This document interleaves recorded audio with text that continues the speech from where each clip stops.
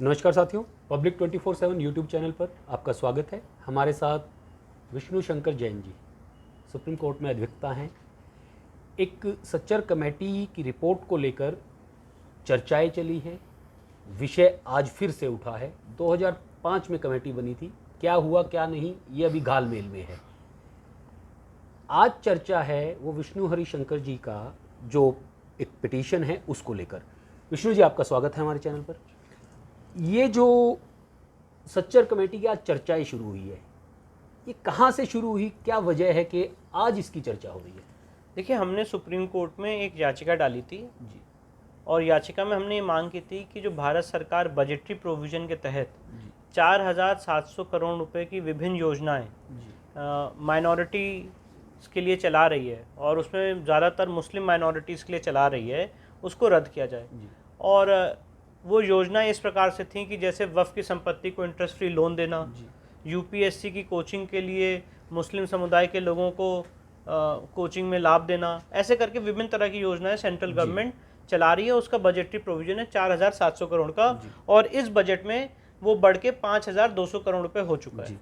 तो उसको हमने सुप्रीम कोर्ट में चुनौती दी। हमने कहा, और चुनौती देने का मुख्य मुद्दा ये था कि भाई ये टैक्स पेयर्स की मनी को आप एक धर्म विशेष के लिए खर्च नहीं कर सकते हैं और ये आर्टिकल 27 का वायलेशन है, क्योंकि आर्टिकल 27 में स्पष्ट रूप से दिया हुआ है कि आप एक धर्म विशेष का पैसा, टैक्स पेयर्स का पैसा किसी धर्म विशेष के लिए खर्च नहीं कर सकते। तो अगर आप रिलीजियस माइनॉरिटीज़ के लिए टैक्स पेयर का पैसा खर्च कर रहे हैं तो ये सीधे सीधे आर्टिकल 27 का वायलेशन है। ये हमारा पहला ग्राउंड था चैलेंज का।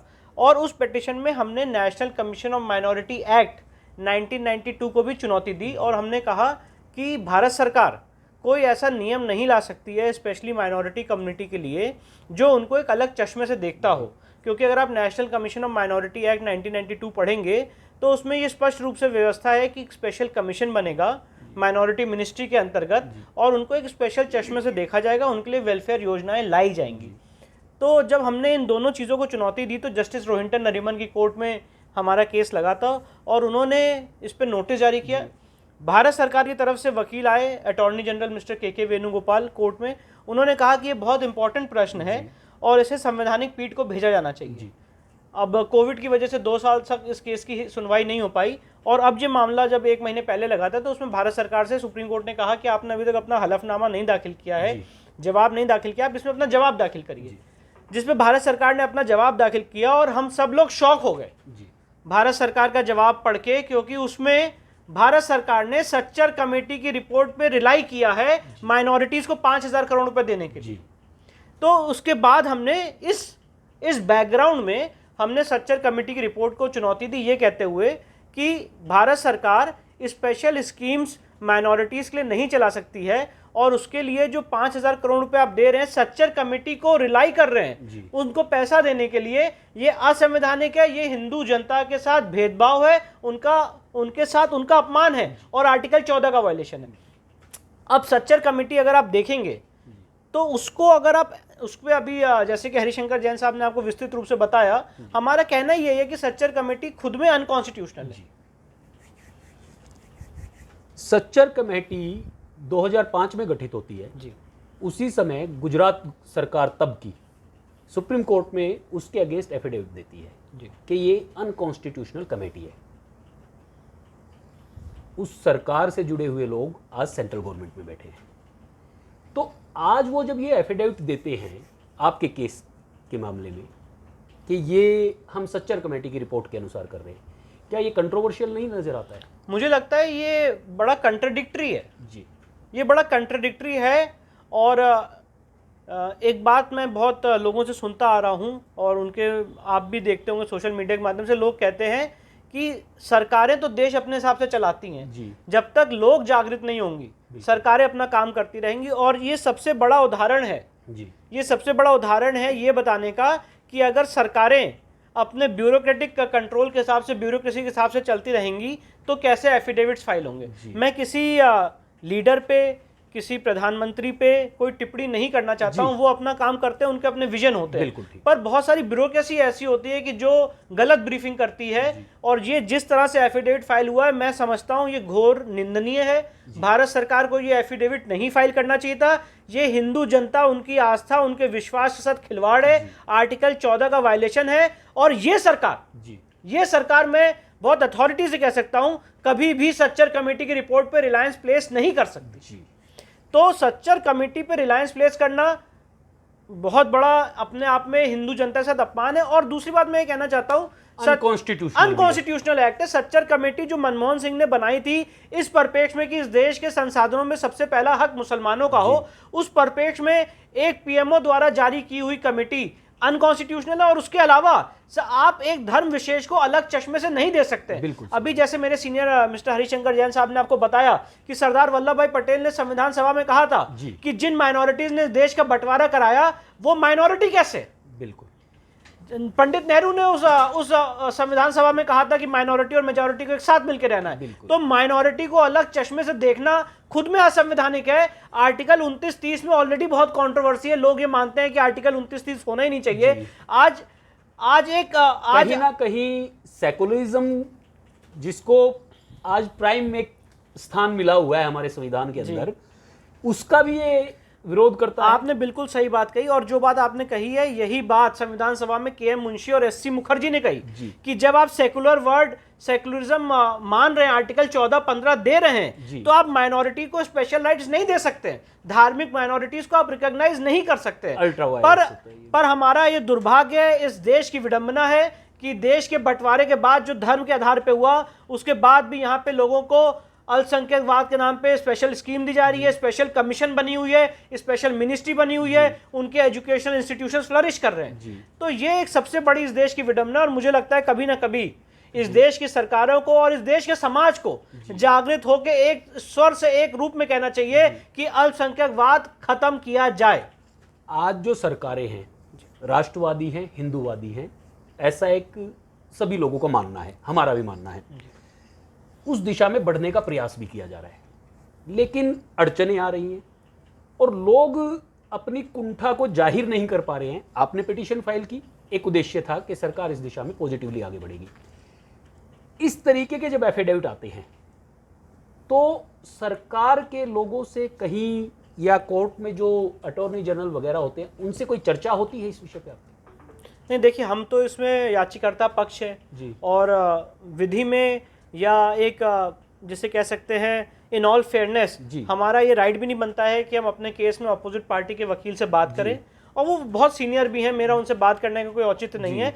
हम अपनी बात याचिका से माध्यम से, हलफनामे के माध्यम से, आपके माध्यम से लोगों तक पहुंचा सकते हैं और ये कोशिश कर सकते हैं अपनी इस छोटी से फील्ड में कि लोगों को जागृत करें, उनके अंदर जन चेतना पैदा करें कि वो सरकारों से सवाल पूछें कि आप सच्चर कमेटी पे रिलाई कैसे कर सकते हैं और आप माइनॉरिटीज को 5,000 करोड़ रुपए देके स्पेशल स्कीम्स कैसे चला सकते हैं। क्या आज एक ब्राह्मण का बच्चा, आज एक शेड्यूल कास्ट का बच्चा, आज एक वैश्य का बच्चा, आज एक क्षत्रिय का बच्चा, उसको जरूरत नहीं है यूपीएससी में कोचिंग के लिए स्पेशल पैसे की?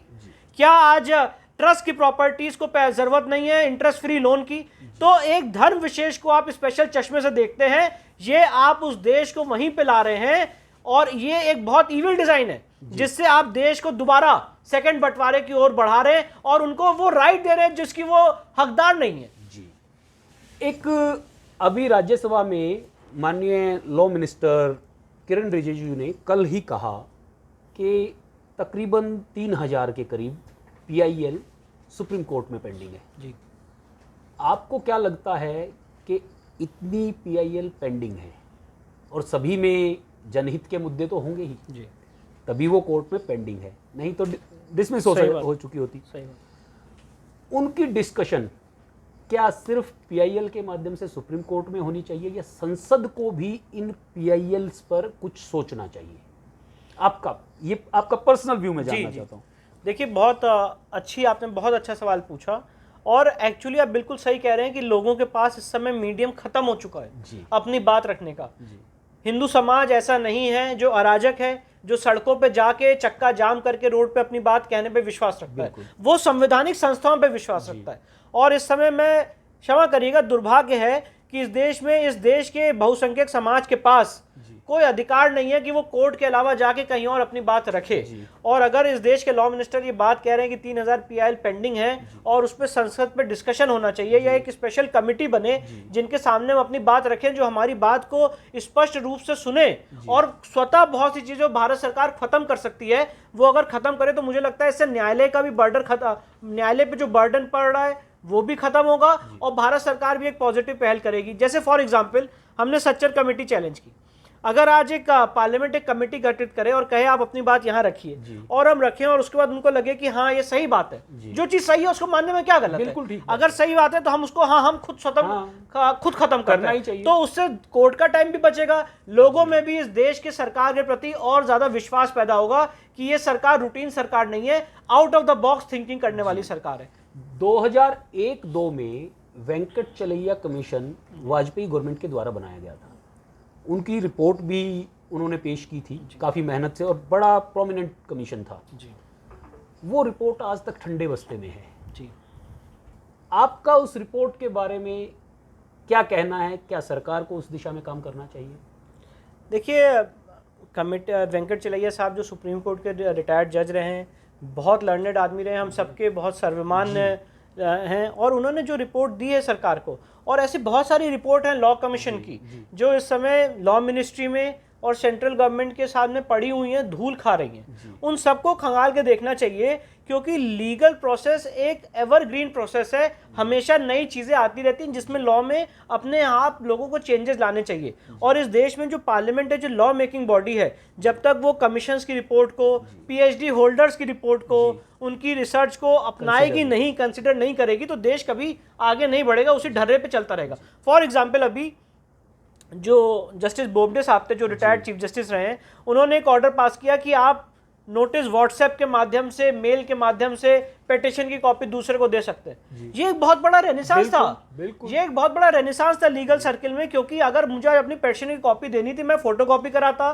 कोरियर करता, 1 महीना मुझे वेट करना पड़ता कि मेरी सर्विस हो जाए कि नहीं, और अगर सर्विस कोई नहीं लेता तो मुझे नोटिस चस्पा करना पड़ता, ऑर्डर 5 जो CPC में व्यवस्था है, जो पुरानी व्यवस्था है उसको मुझे पालन करना पड़ता। तो ये बहुत बड़ा रेनेसांस था कि आप कॉपी, हमने कभी इमेजिन नहीं किया था व्हाट्सएप के माध्यम से ऑपोजिट पार्टी को मेल के माध्यम से दे सकते हैं और वो उसको कैरी आउट करेंगे।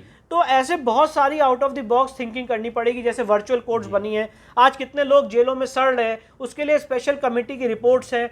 तो ये सरकारों को सोचना होगा और ये लॉ मिनिस्टर और ये लॉ मिनिस्ट्री का विशेष जुडिक्शन है जो इस पे देखे। बहुत सारे लॉयर्स हम जैसे, आप जैसे इंक्लूड होके अपने सजेशंस दे सकते हैं, पर अगर काम करना चाहें तो इस देश में आमूल चूल परिवर्तन किए जा सकते हैं और आवश्यकता है, पब्लिक फील कर रही है जी। धन्यवाद विष्णु जी आपका।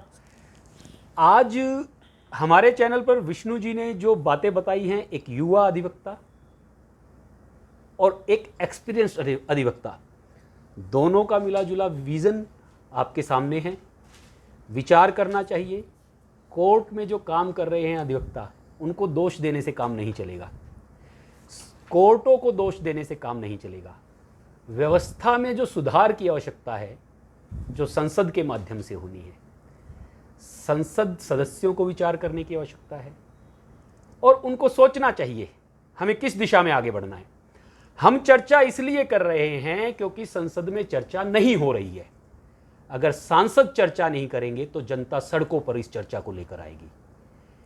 ये आपसे अपेक्षा है, अपने दर्शकों से हाथ जोड़कर अपेक्षा है कि इस पे विचार करें और इस चर्चा को आज सड़कों पर लाने का समय आ गया है। सांसदों को विचार करना चाहिए कि संसद में चर्चा क्यों नहीं, संसद में काम क्यों नहीं। जय हिंद, जय भारत।